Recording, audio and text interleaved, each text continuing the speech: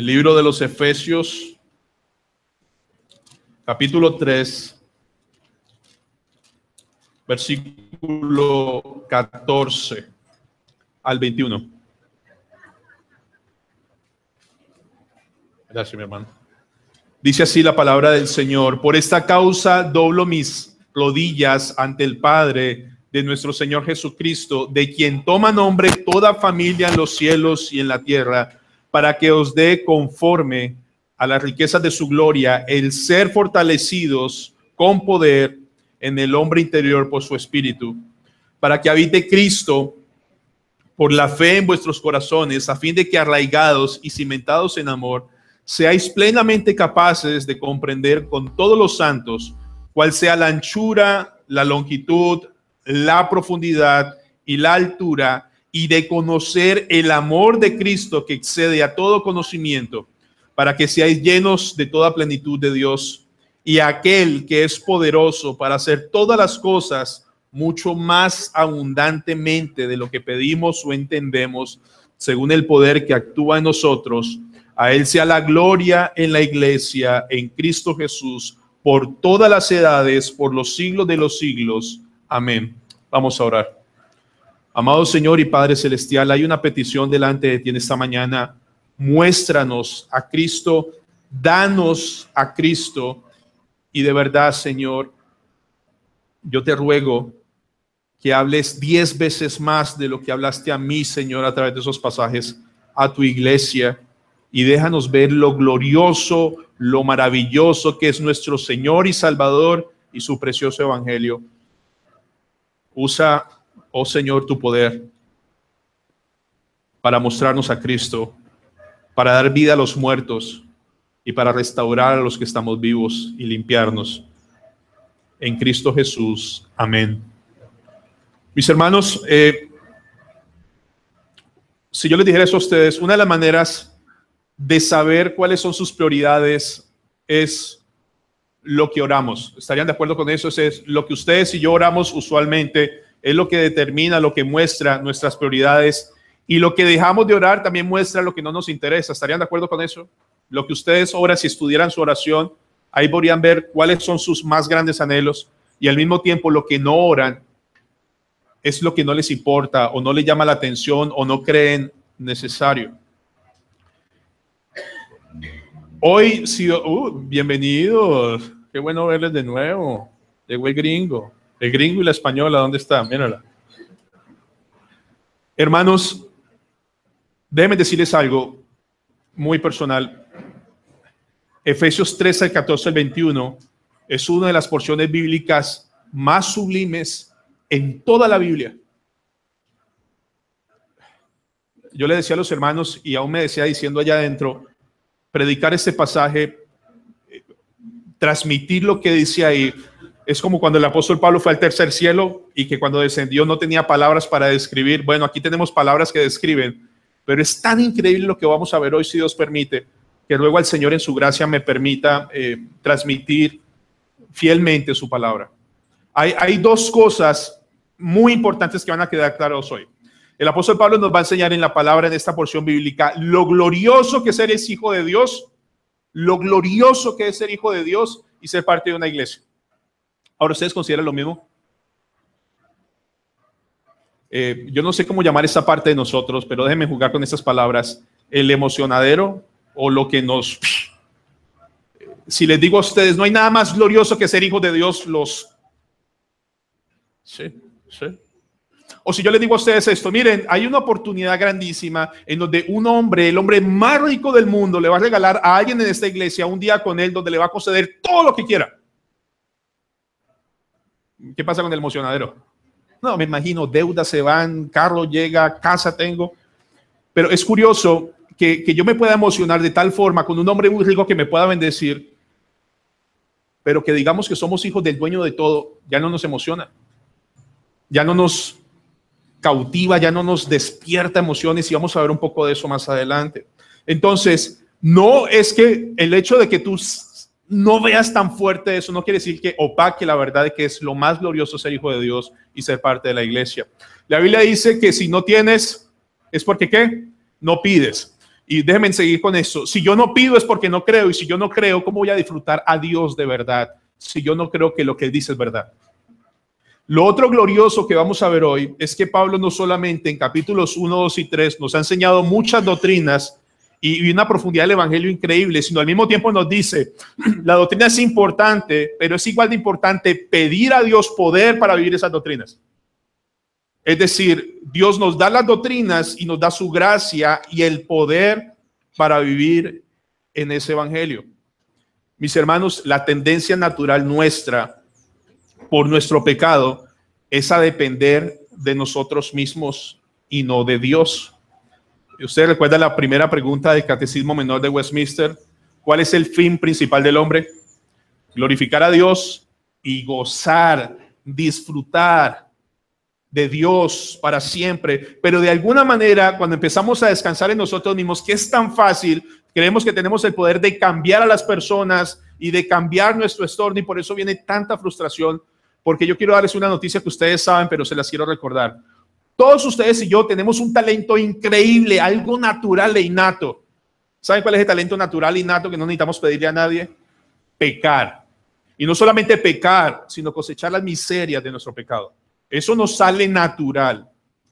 Pero todo lo que viene de Dios, todo lo que viene de Dios es sobrenatural, es de su gracia. Vayan a Efesios 3, 14, por favor, en sus Biblias. Efesios 3, 14 y 15. Y vamos a empezar a meditar en esta mañana. Efesios 3, 14 y 15. ¿Están ahí? Dice la palabra del Señor: por esta causa doblo mis rodillas ante el Padre de nuestro Señor Jesucristo, de quien toma nombre toda familia en los cielos y la tierra. Ahora hay que recordar, el apóstol Pablo está doblando sus rodillas en oración, pero dice por esta causa. Los versículos anteriores nos hablaban del ministerio que Dios le dio por gracia hacia los gentiles y de lo glorioso que es la iglesia en el plan redentor de Dios. Pero Pablo no solamente tiene esta causa para orar. Él recuerda en capítulos 1 y 2, recuerden, somos escogidos antes de la fundación del mundo, adoptados, justificados, santificados en Cristo Jesús, y la herencia de Cristo es nuestra herencia. Hermanos, fíjense en el 14: por esta causa doblo mis rodillas ante el Padre de nuestro Señor Jesucristo. Pero está bien decir que también es Padre de Pablo. O sea, el Señor muestra aquí que Pablo está orando de rodillas ante el Padre del Señor Jesucristo, pero que de igual manera nos ha mostrado en la carta que es su Padre y que es nuestro Padre. Ahora yo quiero reflexionar con ustedes, si me permiten, qué significa a la luz de la Escritura que yo le ore a Dios como mi Padre, que yo clame a mi papá que está en los cielos, que es el mismo papá de nuestro Señor Jesucristo. Dice el Salmo 34:15, no lo busquen: los ojos de Jehová están sobre los justos y atentos, abiertos sus oídos al clamor de ellos. Lo que nos dice la Biblia en este pasaje es que Dios en verdad con sus hijos todo el tiempo está muy atento y muy pendiente. ¿Qué me van a pedir mis hijos? Está muy atento, sus ojos están enfocados en su iglesia, en su pueblo. Pero cuando el apóstol Pablo se acerca a orar al Padre, él tiene una convicción muy diferente a la que podemos tener nosotros por causa del pecado. Déjenme mostrarles. ¿A alguno de ustedes les ha pasado que dice, ¿de qué me sirve orar si Dios es soberano y al fin y al cabo Dios va a hacer como quiere?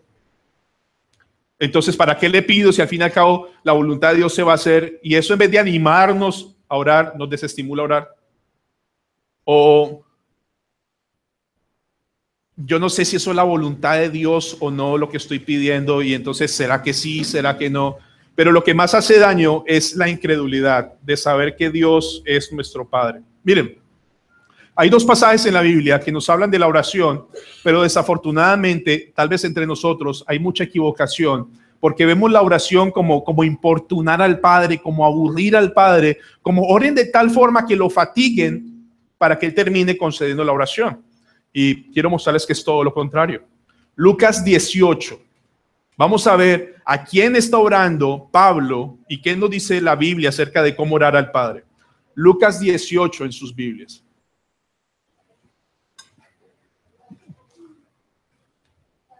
Lucas 18, versículo 3.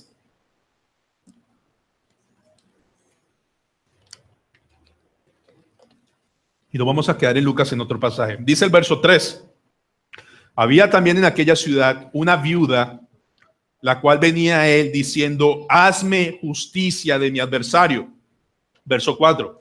Y él no quiso por algún tiempo, pero después de esto dijo dentro de sí, aunque ni temo a Dios, ni tengo respeto a hombre, sin embargo, porque esta viuda me es molesta, le haré justicia, no sea que viniendo de continuo me agote la paciencia. Ahora, cuando se lee en este pasaje, desafortunadamente se queda hasta ahí y las personas asumen que nuestra oración debe ser importunar a Dios, ser intensos con Dios, acosar a Dios de tal forma que a lo último ya está bien, tómalo. No, aquí no está hablando de Dios. Aquí está haciendo un contraste de un hombre que es malo. Por favor, miren en sus Biblias, verso 6.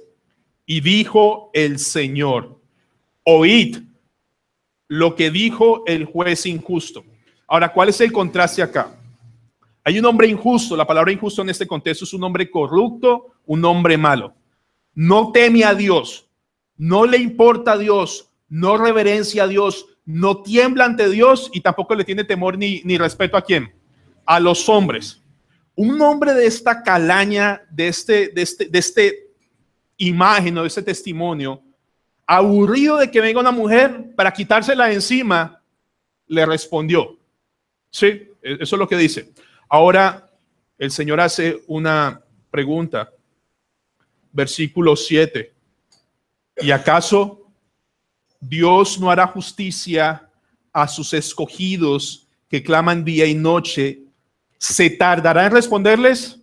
Ahora, ¿cuál es el contraste? Aquí hay un juez injusto y terrible, pero aquí está nuestro Dios justo, amoroso y perfecto. Aquí hay un juez que no tiene temor de nadie. Aquí hay un juez que es Dios, que nos ama y no escatimó a su único hijo para tener una relación con nosotros. Entonces dice, ese juez malo e injusto respondió al fin una petición. ¿Cuánto creen que se va a demorar Dios en responder a sus escogidos? ¿Se tardará? Les pregunto. Voy a volver a leerles. ¿Acaso Dios no hará justicia a sus escogidos que claman a Él día y noche? ¿Se tardará en responderles? ¿Cuál es la respuesta? ¿Dios se va a tardar?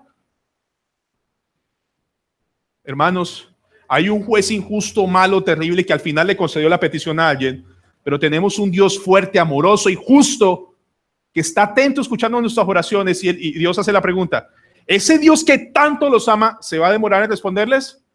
No, dice la Biblia. Sigan leyendo. Os digo que pronto les hará justicia. Hablando de la oración. Pero luego agrega una parte que es bien difícil para nosotros. Pero cuando venga el Hijo del Hombre, ¿hallará fe en la tierra? Es decir, si preguntara ahorita, ¿habrá hermanos aquí que crean que esto es verdad? ¿Habrá personas aquí que vean a un Dios, no como ese, porque a veces lo vemos al contrario, es un juez caprichoso, Dios hace como quiera y yo tengo que estarle rogando como si, no, Dios dice, yo no soy así, yo soy su papá y yo estoy aquí para responderles, mis oídos están atentos a ustedes, ¿qué necesitan? Pero al mismo tiempo el Señor dice, ¿hallará fe en la tierra? ¿Habrá alguien que crea que esto es cierto? Ahora vayan a Lucas 11, este pasaje es más diciente, Lucas capítulo 11. Y para ser honestos, este estudio y esta interpretación viene de una enseñanza del pastor Sugel Michelet.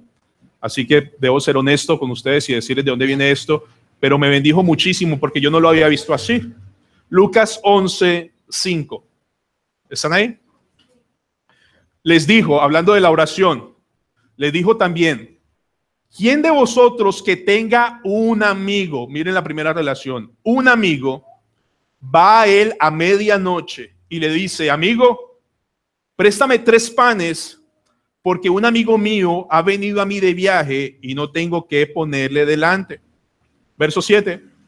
Y al que respondiendo desde adentro le dice, no me molestes, la puerta ya está cerrada y mis niños están conmigo en la cama, no puedo levantarme y dártelos. os digo que aunque no se levante para dárselos por ser su amigo, sin embargo, por su importunidad se levantará y le dará todo lo que necesite.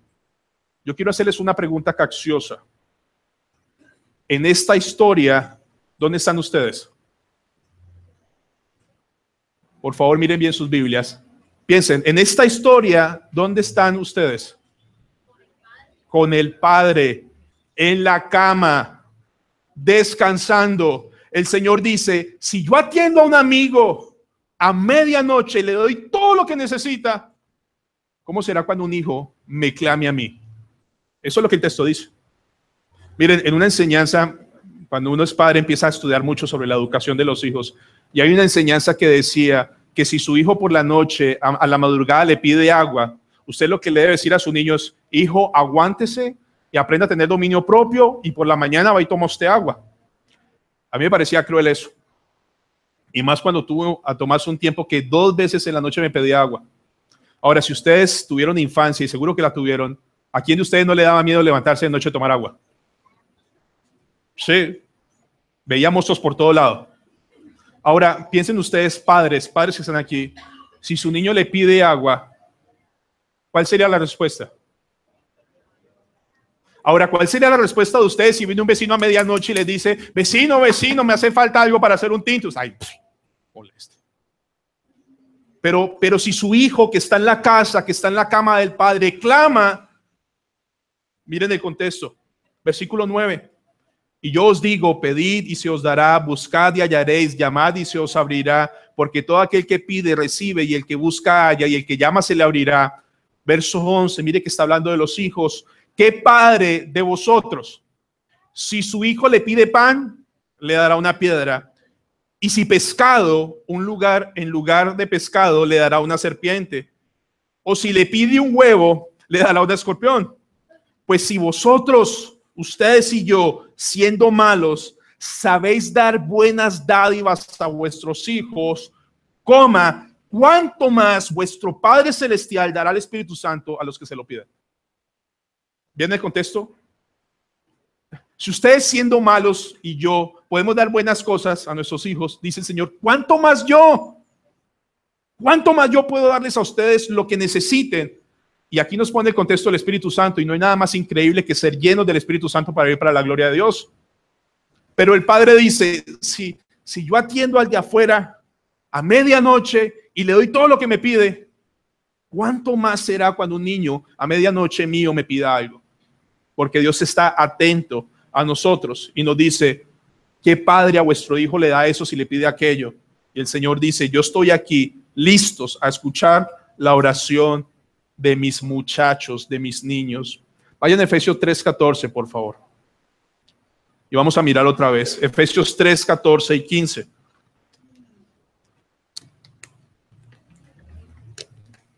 Por esta causa, dice Pablo, doblo mis rodillas ante el Padre de nuestro Señor Jesucristo, que es mi Padre también, de quien toma nombre toda familia en los cielos y la tierra. ¿Qué es lo que nos está diciendo el apóstol Pablo? Yo me dispongo de rodillas, hermanos. Lo que Pablo va a pedir de ahora en adelante es tan increíble.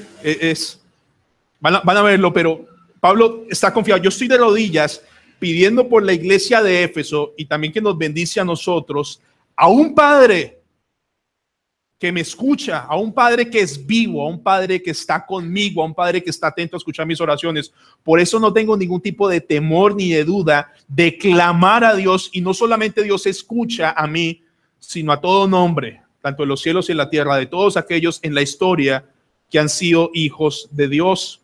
Miren el 16, la petición del apóstol Pablo. Empecemos con la primera. Para que os dé Dios, conforme a las riquezas de su gloria, el ser fortalecidos con poder en el hombre interior por su espíritu. Ahora déjenme darle una inyección de adrenalina si me es posible. Imagínense en un hombre muy rico, ven a un mendigo, y este hombre millonario con mucho dinero se acerca al mendigo y le da de sus riquezas. Entonces posiblemente lo que le dé le sirva para desayunar, para almorzar y para comer en ese día, ¿verdad? El rico le da de sus riquezas. Pero ahora viene este hombre rico, no le da de sus riquezas, sino conforme a sus riquezas. ¿Hay diferencia? Déjenme decir la diferencia. La primera diferencia es que el rico le da de lo que tiene. Aquí el Señor dice, este hombre rico le da conforme a lo que tiene. Es decir, que ese mendigo ese día se convierte en igual de millonario que ese hombre. La vida que tiene ese hombre millonario también igualito. Entonces, Dios dice, Pablo dice, yo estoy orando para que Dios les dé a ustedes, conforme a las riquezas de su gloria, el ser fortalecidos con poder en el hombre interior por su espíritu. Mis hermanos, ¿cuándo esas riquezas de gloria se van a agotar? Mire, la verdad, yo no pido por sabiduría porque hay como 5 o 6 hermanos pidiendo lo mismo y hay un cupo. No. Lo que Pablo está diciendo es, yo estoy orando a un Dios que tiene tal riqueza disponible que nunca se va a agotar y que de esa riqueza yo estoy pidiendo para la iglesia para que sean fortalecidos en el hombre interior. Y ahorita vamos a ver eso. El hombre interior hace referencia a ese centro de mando que tenemos nosotros que toma decisiones, emociones, conciencia, pensamientos. Entonces piense por un segundo. El apóstol Pablo dice, Señor, tú eres tan rico y tan poderoso que tú vas a bendecir a esta iglesia conforme a todo el poder que tú tienes. Conforme a todas las riquezas que tú tienes. Mis hermanos, ¿les cabe eso en la cabeza?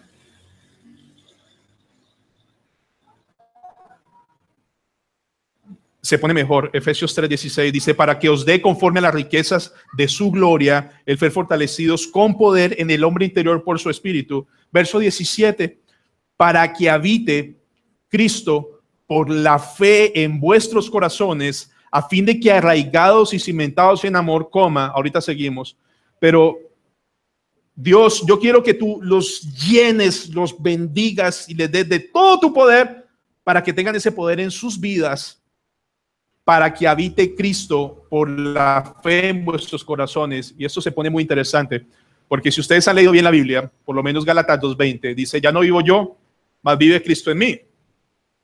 Y hay varias porciones bíblicas que el apóstol Pablo nos enseña que Cristo ya mora en nosotros. Entonces cuando él dice, mira, yo estoy orando fuertemente para que habite Cristo por la fe en vuestros corazones, uno dice, pero si ya está, ¿por qué está pidiendo eso? No es que Pablo se haya equivocado. La clave está en la palabra habitar. Déjenme mostrarles qué significa la palabra habitar. La palabra habitar viene de un griego, katoikeo. No importa si no memorizan eso, eso no es importante. Pero ¿qué significa katoikeo? Katoikeo significa hacer de algo un lugar permanente y acomodar ese lugar para que la persona que vaya a vivir cada vez viva mejor. Déjenme leer de un experto mejor, ¿ok? Es un anglicano, es un pastor anglicano, obispo anglicano, se llama Halley Mole. Dice lo siguiente: la palabra elegía katoikeo es una palabra creada especialmente para denotar en un lugar de estadía de paso. Es decir, el Señor Jesucristo no vino a quedarse un rato e irse, Él vino a quedarse y hacer permanencia, habitar en nosotros. Es la habitación de un dueño en su propia casa, en oposición a aquel que está de paso y se irá mañana.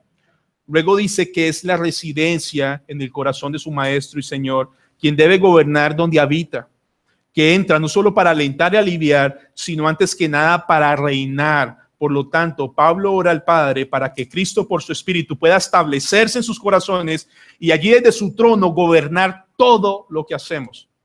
Déjenme ponerlo en palabras más sencillas. Niños, si yo les digo remodelar, ¿ustedes entienden? Los chiquiticos. La palabra remodelar, ¿entiendes? ¿Qué es remodelar? Tú acabas de pasar por una remodelación, ¿verdad? Mucho polvo en tu casa y eso. Escuchen esto. Cuando Cristo viene a morar en nosotros, ¿nosotros somos un hotel 5 estrellas?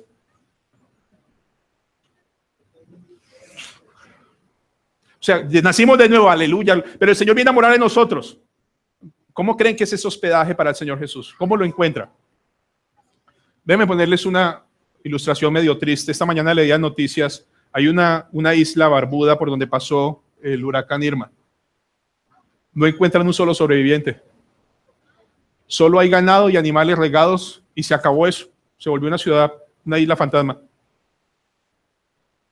Yo sé que no es el ejemplo más adecuado, pero cuando Cristo llega acá, llega a una casa oliendo a feo, llena de moho, telarañas, suciedades, cosas sucias, ¿o no? ¿O no? Ok. Entonces, Cristo viene a habitar, pero cuando Él dice, yo voy a habitar, Él está hablando, voy a hacer de esa casa donde yo voy a vivir algo confortable. Y el Señor mismo en su poder empieza a remodelar la casa. ¿Saben cómo se llama en la Biblia ese proceso de remodelación? Santificación. Y lo hace Cristo dentro de nosotros, limpiando toda esa porquería que hay en la casa. Mis hermanos, Cristo viene a morar en nosotros, dice la Escritura, pero viene a ser un proceso de remodelación, y este proceso de remodelación es interesante porque es a gusto de Él y en el tiempo de Él. ¿Me comprenden eso? Porque ¿cuántos de ustedes quisieran remodelar a su esposa y a su esposo? ¿Cuántos quisieran coger el cincel? Pero la Biblia dice, mira, lo siento mucho, yo soy el único arquitecto, el único ingeniero, el único decorador de interiores para arreglar la casa de tu esposa y de tu esposo. Porque yo soy el único que da vida a los muertos, yo soy el único que restaura corazones, yo soy el único que doy fruto. Entonces, cuando la Biblia dice, yo vengo a morar en ellos, yo quiero preguntarles, amados, ¿aún tienen que hacer reparaciones en sus casas o ya están el Taj Mahal? Si no saben qué es eso, olvídenlo. ¿Aún Dios tiene que hacer reparaciones? ¿Aún Dios está haciendo reparaciones en su esposo o en su esposa?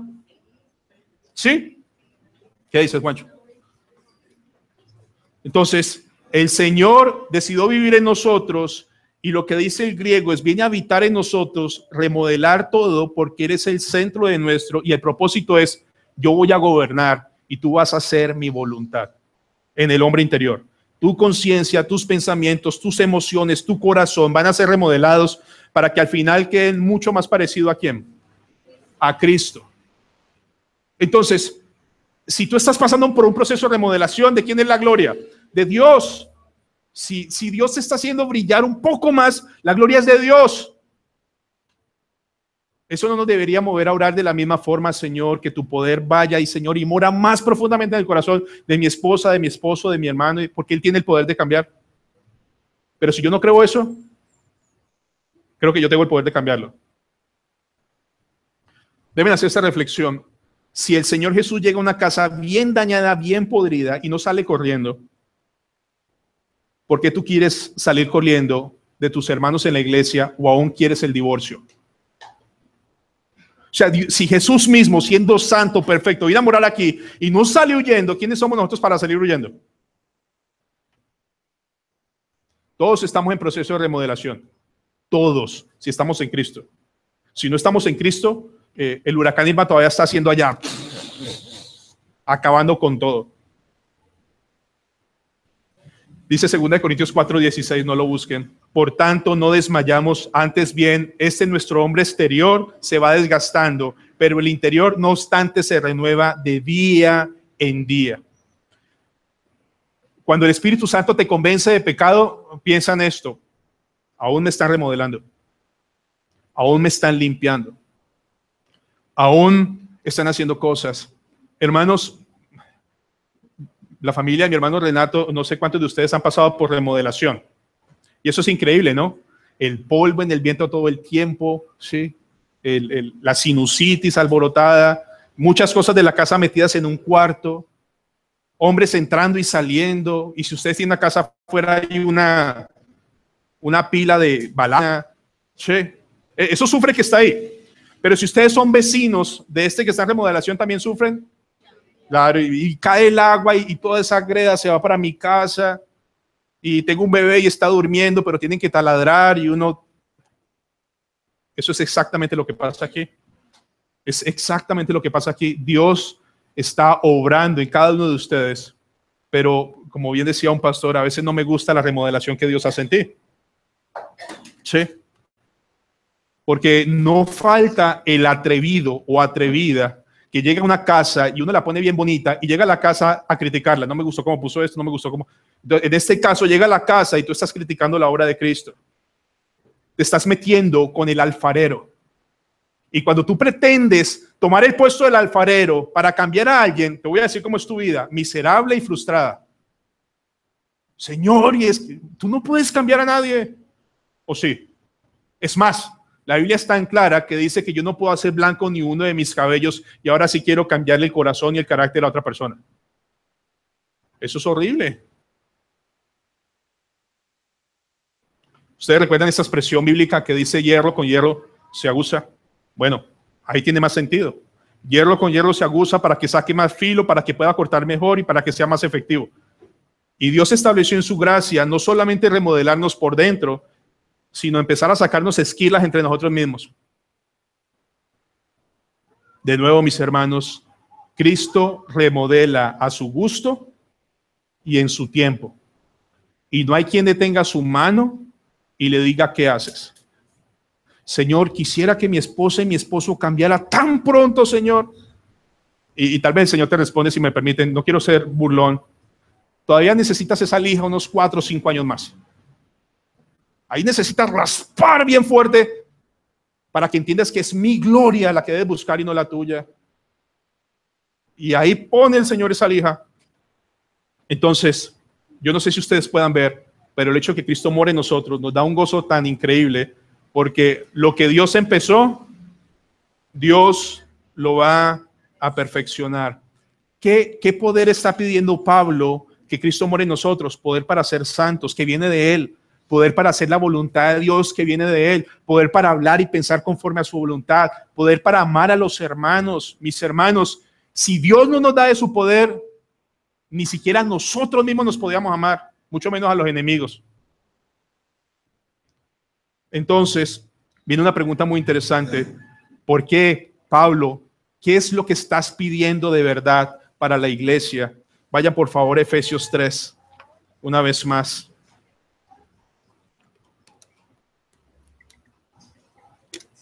Efesios 3. Efesios 3:14 empieza que Pablo está de rodillas clamando a un Dios poderoso. Dice el 16: yo estoy orando para que os dé, conforme a las riquezas de su gloria, el ser fortalecidos con poder en el hombre interior por su espíritu, para que habite Cristo por la fe en vuestros corazones, a fin de que arraigados y cimentados en amor, seáis plenamente capaces de comprender con todos los santos cuál sea la anchura, la longitud, la profundidad y la altura, y de conocer el amor de ¿quién? De Cristo, que excede a todo conocimiento, para que seáis llenos de toda la plenitud de Dios. Toda esta oración ferviente, poderosa, descansando en el Señor, no es sino para esta cosa, que ellos amen a Cristo más. ¿Suena raro? Que el apóstol Pablo esté pidiendo semejante poder para que la iglesia ame más a Cristo. Van a ver por qué el apóstol Pablo dice esto. Si ustedes ven sus Biblias, vamos a empezar un poco desde el 18. Dice: para que seáis plenamente capaces de comprender. Y la palabra comprender es como hallar, alcanzar, ser sobrecogidos, o sea, ser impresionados por el amor de Cristo. ¿Cuántos de ustedes y yo sabemos de forma intelectual que Cristo me ama? Y podemos repetirlo, ¿no? Cristo me ama. Pero una cosa es decirlo y otra cosa es vivirlo, saborearlo, disfrutarlo. O sea, podemos tener verdades. El apóstol Pablo dice: sí, ustedes conocen que Cristo murió, pero yo estoy rogando a Dios que les dé una pasión experimental, un amor de verdad tan increíble, para que no sea solo de labios para afuera. Déjenme hacerles esta ilustración. ¿Quién ama más? ¿Los padres a los hijos o los hijos a los padres? Los padres a los hijos. ¿Ustedes darían la vida por su hijo? ¿Les ha pasado que alguna vez se han enfermado, están pasando por una situación y ustedes de rodillas: Señor, yo te ruego que si es posible, dame esa enfermedad a mí, pero deja a mi hijo tranquilo? ¿Les ha pasado eso? ¿Cuántos ustedes dudarían en donarle un órgano a su hijo? Es más, no importaría morir con tal de que él viva. Eso es un amor experimental. Lo que Pablo está diciendo: yo quiero que eso que estoy compartiéndoles lo sintamos por Cristo. Que sea un amor real. que sea un amor cierto. Entonces, yo tenía un poco más de esto, pero ¿amamos a Cristo de esa forma? Cristo me ama y eso es como, las noticias son a las 12, me da igual. Ve que Cristo murió por ti. Ay, sí, que bueno, eso dice la Biblia. Pero te revienta el corazón de felicidad. Lo que dice Pablo es: yo estoy orando para que todo el poder de Dios se manifieste en Cristo morando en nosotros, para que experimentemos, disfrutemos y deleitemos el amor de Cristo. Y nos dice para que sean cimentados y arraigados en amor, en ese amor. La palabra cimentar es la palabra, digamos que en una obra, en una casa, es que las bases y los cimientos sea el amor de Cristo. Y cuando dice arraigados, es que las raíces de nuestras vidas estén fundamentadas porque amamos a Cristo. Déjenme ponerles un ejemplo más claro. El Señor le dice a Abraham: Abraham, ve y sacrifica a tu hijo en el monte Moriah. ¿Y qué dice Abraham? Sí, Señor, lo hago porque te amo más a ti que a mi hijo. ¿O han leído el libro de Ezequiel? Si lo han leído, es bien fuerte. Una vez el Señor le dice a Ezequiel: Ezequiel, mañana voy a matar a tu esposa y no la vas a llorar, ni vas a hacer duelo. Y Ezequiel dice: Señor, yo te amo más a ti. Y si esa es tu voluntad, Señor, que así sea. Yo sé que tú me das el poder para salir de esto. Moisés: Señor, yo estoy listo a dejar ser hijo de la hija de Faraón, a despreciar todas las riquezas egipcias, porque yo prefiero el vituperio de Cristo y los tesoros que tú me das a mí en Cristo Jesús, que todo lo que yo pueda tener. Pablo: ¿está dispuesto a ir a predicar a los gentiles? Sí, yo voy. Hay cárcel, tortura. Sí. ¿Y saben cuál es la motivación de todos esos 4 casos? El amor. Aman a Dios, aman a Cristo. Y Pablo está orando de tal forma: Señor, darles poder para que ellos experimenten, saboreen, disfruten, se deleiten en el amor que Cristo tiene por ellos, y que eso se revierta en que ellos empiecen a amar a Cristo. Lo que Pablo está diciendo es: Señor, yo oro para que todo lo que hagan esos hermanos, la motivación sea porque aman a Cristo. Y hermanos, ¿saben por qué nosotros desperdiciamos tantas oportunidades de servir? Porque amamos otras cosas por encima de Cristo. ¿Sí me comprenden eso? Hay tantos ídolos, hay tantas cosas en la vida, y tú puedes estar diciendo: yo no puedo por esto, por aquello, porque no puedo, porque no tengo tiempo. Y la verdad, el Señor dice: no, la verdad es que tú no amas a mi hijo. Y vemos a un hombre que sabe nuestra condición y está orando: dales tal poder, Señor, que hayan deleite en Cristo. Por eso el apóstol Pablo dice: para mí el vivir es Cristo y el morir es ganancia. Y ¿saben lo triste? ¿Recuerdan la región de Gadara, cuando el Señor va y expulsa a los demonios y los cerdos mueren? Y sale la región de Gadara y le dicen: Señor, váyase, porque preferimos nuestros cerdos.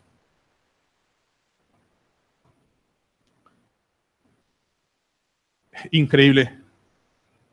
Pero yo personalmente no me he visto orando de esta forma. Hasta ahorita lo vi. Que Dios me pueda dar un poder exquisito, deleitoso, sobrenatural, para que yo halle pasión en Cristo Jesús. Hermanos, los que sirven al Señor con esa pasión no son fanáticos. Es que ellos están disfrutando algo que yo no he saboreado todavía. ¿Y saben en dónde se disfruta, se goza, se deleita en ese amor de Cristo? En la iglesia del Señor. Pongan sus ojos en Efesios 3, por favor. 17. Para que habite Cristo por la fe en vuestros corazones, a fin de que arraigados y cimentados en amor, seáis de verdad, en realidad, plenamente capaces de disfrutar. ¿Con quiénes? Con todos los santos. Yo quiero preguntarles a ustedes: ¿en qué otro lugar aparte de su iglesia quieren disfrutar a Cristo? ¿En qué otra parte aparte de esta congregación quieren disfrutar y anhelar a Cristo? ¿Sus amigos están deseosos de compartir esto que ustedes sienten por el Señor? No, sus amigos están dispuestos a que usted no sea un fanático, a que no sea religioso, a que tenga una vida disoluta. Es aquí donde podemos degustar el amor de Cristo, que un hermano ore, me ayude, me exhorte, me anime, que podamos ver el amor entre los unos por los otros. Deben ponerles un ejemplo. Matrimonios. ¿Cómo llegaron a amar a su esposo y a su esposa? Yo dudo que sea mucho eso de amor a primera vista. Yo reconozco, Juan, sí, hay que creerle por fe, pero ok. Para llegar a amar a alguien, tuvieron que gastar tiempo, ¿no? O no hiciste invitaciones, o se casaron al primer día. Ajá. Conocer, ¿sí o no? Y van conociendo y pasando tiempo. Y déjenme hablarles de ese tiempo de noviazgo, si me permiten. Si ustedes tienen su moto, su carro, y de pronto esa novia les dice a mediodía, ay, mi amor, se me quedó la lonchera y iba a hacer el almuerzo, ¿tú me podrías ayudar? Sale ese, ya, mi amor, ya mismo. O sea, no importa si yo me quito mi almuerzo, eso es tuyo, ¿sí o no? Ese es el noviazgo. Ahora, cuando llegan al matrimonio, todos llegamos pensando que nos casamos con una casa 5 estrellas, un hotel 5 estrellas. 3 meses después se bajó como a 2 estrellas. Y con el tiempo, ni una. O sea, es un hotel de media muerte. Pero eso no nos hace salir corriendo. Yo lo que quiero que entiendan, hermanos, es que todos estamos en un proceso de remodelación, pero no podemos amar a Cristo, desear a Cristo, anhelarlo, si no hay un deseo genuino en arrepentimiento y fe en esta mañana de querer conocerlo. Miren, entre esposos nos podemos desilusionar, ¿sí o no? Y decir, uy, yo pensé que era de 5 estrellas, pero uy, está como en -3.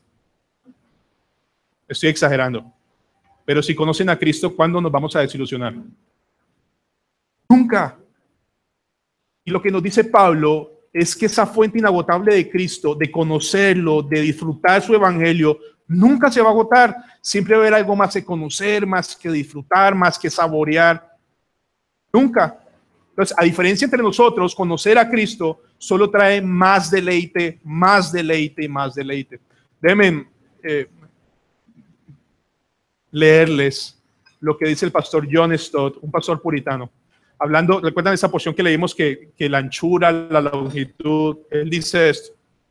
Sin embargo, me parece legítimo decir que el amor de Cristo es lo suficientemente ancho para abrazar a toda nación, lo suficientemente largo para durar toda la eternidad, lo suficientemente profundo para alcanzar al pecador más inmundo y lo suficientemente alto para exaltarnos a la gloria del cielo.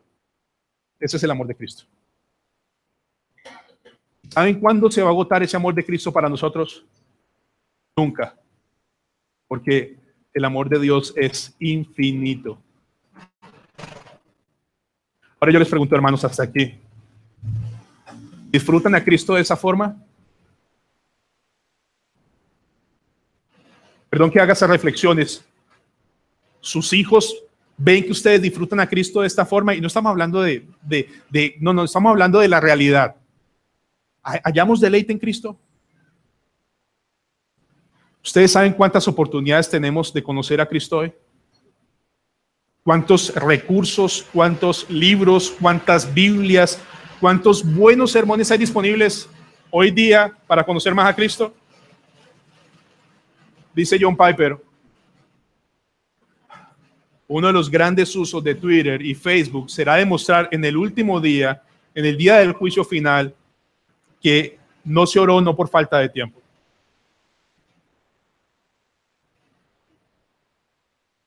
Miren, si Dios nos concede orar al final y regalarnos comprender el deleite, los ministerios de la iglesia van a ser apreciados. Las células en el sur con el anciano Jaime y en el norte con el anciano Jaime, Mario, van a ser muy valoradas. No sé cómo decirle, pero esto se pone mejor. Vamos a terminar. Efesios 3:19. Dice el apóstol Pablo, y de conocer el amor de Cristo, y esa es su mayor petición y debería ser la nuestra, que excede a ¿qué? En palabras más, palabras menos, el apóstol Pablo dice, no hay nada en este mundo que se compare a conocer a Cristo. Ni arquitectura, ni posgrados, ni PhDs, ni Roma, ni Venecia, ni Francia, ni viajar al mundo, ni ir a la luna se compara con conocer a Cristo. Pero estamos aquí sentados a decir, bah. Pero una respuesta gozosa nace después de una oración pidiéndole al Señor, muéstrame a Cristo, dame más de Cristo. Porque de nada nos sirve ser un pueblo que sabe las doctrinas bien, pero su corazón está lejos de Dios. Y lo que está haciendo Pablo es tratar de unir la doctrina con el corazón y decir, Señor, dales poder para que vivan para tu gloria y que amen a Cristo de tal forma que todo lo tenga por basura por crecer en el conocimiento de Él. Mis hermanos, esto no es fruto de sus esfuerzos. Esto es fruto de una plegaria genuina delante de Dios. Dame a Cristo. Dame a Cristo. Y de conocer el amor de Cristo que excede todo conocimiento. Ahora viene algo más. Para que seamos llenos de toda la plenitud de Dios. O sea, ¿se imaginan a Pablo diciendo, Señor, yo oro para que todo lo que tú eres se lo des a la iglesia de Éfeso y a la iglesia de Betania? Ahora mi pregunta para ustedes es, ¿Dios le va a responder esa oración a Pablo? ¿Dios responderá esta oración por sus hijos? Les digo delante del Señor que esta va a ser mi oración por esta iglesia. Miren, para que seamos llenos de toda la plenitud de Dios. Miren, ayer hablamos con las hermanas, si ustedes están llenas de amargura, es la amargura la que toma decisiones. Si ustedes están llenos de ira, es la ira que toma decisiones. Si están llenos de codicia, todas las decisiones están basadas en eso. Pero si estamos llenos de Dios, va a ser la sabiduría, la bondad, la misericordia, todo lo que Dios es en nosotros disfrutado para vivir para su gloria, para que cada día seamos formados más a la estatura de Cristo. Esa es una oración codiciable para nosotros hoy. ¿Tiene algún tope que yo pida esto delante de Dios? O sea, ¿hay un monto mínimo que yo pueda decirle, Señor, ya no quiero tanto amor de Cristo? ¿Ya no quiero tanta pasión de Cristo? Y el Señor dice una vez más, ustedes no tienen porque no piden, y cuando piden, piden mal para gastar en sus propios deleites, en vez de pedir para hallar deleite en aquel que nos puede dar la bendición, que es Cristo Jesús. Mis hermanos, separados de Jesús, nada podemos hacer. Estar separado de Jesús es estar separado de su iglesia. Tal vez ustedes digan, no, pastor, pero yo en mi casa, sí, ustedes pueden hacer todo lo que quieran en su casa, pero el Señor determinó en su palabra que ese amor se goza y se disfruta con todos los santos. Vamos a terminar con la doxología, Efesios 3:20. Y la palabra doxología no es otra cosa que dar gloria y alabanza a Dios por lo que es Él. Pero hermanos, si hasta aquí esto les ha llamado la atención, el 20 es como si se volara la barda, es el home run. Miren lo que dice. Esta es mi petición, dice Pablo. Y el 20, y aquel, o sea, mi Dios, que es poderoso para hacer todas las cosas mucho más abundante de lo que pedimos o entendemos. O sea, no solamente lo que Pablo está pidiendo es tan increíble, sino que él es consciente que Dios es tan poderoso para darle muchísimo más de lo que le está pidiendo. Dios tiene ese poder. Si alguno tiene falta de sabiduría, pídale a Dios, que Dios le da en abundancia. Podemos pedir en esta mañana, dame más a Cristo, y Dios nos va a dar a Cristo en abundancia, mucho más allá de lo que nosotros podemos pensar o entender. Déjenme contarles esta historia del amado pastor Sugel Michelén. Hace un año más o menos que la tuvimos. Su hija mayor, Aileen, acaba de tener su tercer hijo, nuestra gloria. Tiene 2 niñas y un niño. Y se casó con un pastor. Entonces, obviamente, cualquier pastor estaría muy feliz de que su hija se case con un pastor y le sirva. Pasa el tiempo y su hija y su esposo le dicen, papá, ya estamos listos para servir. Ah, qué bueno, hija, ¿a dónde van a ir? Al mundo musulmán. El pastor se quedó sin aire. Dijo, bueno, mi amor, no habrá otro lugar. Pero es duro cuando ustedes saben que cada 5 minutos en esta región matan a un cristiano. Dice, mi amor, y con los niños, y sí. Y en ese momento está en ese lugar, no recuerdo cómo se llama, donde están esas torres grandes en Dubái. Están estudiando y dice el pastor, bueno, si Dios llamó a mi hija para ello con su esposo, alabado sea el Señor. Pero es increíble, o sea, es fenomenal, pero hay cosas que son fuertes, ¿no? Donde Tomás me salga una cosa así, quiera el Señor. Pero Dios yo quiero que mi hija le sirva. Y el Señor le respondió tan increíble que la mandó al lugar donde nadie quiere ir.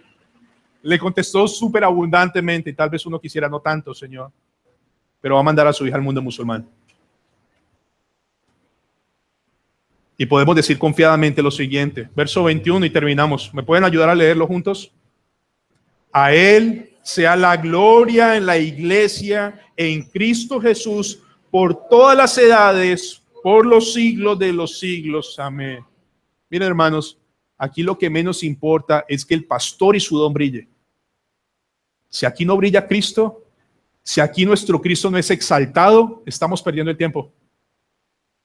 Porque a Cristo es toda la gloria. Mis remodelaciones, las remodelaciones en mi hermosa esposa e hijos, en la iglesia, todo es para la gloria de Dios. Y Dios dice, ¿sabes qué, Javier? Puedes pedir más y más y más y más para que podamos llegar a un punto en nuestras vidas y decir, para mí el vivir es Cristo y el morir es ganancia, porque Cristo es suficiente, porque Cristo lo vale y porque Cristo es digno de ser amado mucho más allá. Y Dios dice, me pides y yo te doy muchísimo más. ¿Ustedes creen eso? Vale la pena vivir para que es dueño de todo. Si ustedes en sus corazones, amados, tal vez en algún momento se les ha pasado un deseo de servir, pero les viene la duda, ¿y cómo me voy a sostener? Dios se va a tardar en responder. Como le dijo Dios a Moisés, ¿acaso la mano de Dios se ha cortado? El pastor Leonel, desde que lo conocí, perdón esa expresión, desde que lo conocí me dice, el Señor es un buen patrón. Y lo es. Y lo es. Dios es muy fiel. Y permítame orar esta oración por ustedes y por mí. Vamos a orar. Señor, te rogamos en esta mañana que conforme a todo tu poder y toda tu plenitud y toda tu gloria que tú puedes manifestar en quien quieras y cuando quieras, nos la des hoy, Señor. Pero la petición que hacemos es, Señor, enséñanos y déjanos, permítenos disfrutar a Cristo. Señor, perdón por mis palabras, pero no hay nada más necio, estúpido y vacío pretender que ni hay fuerzas para hacer algo para tu gloria.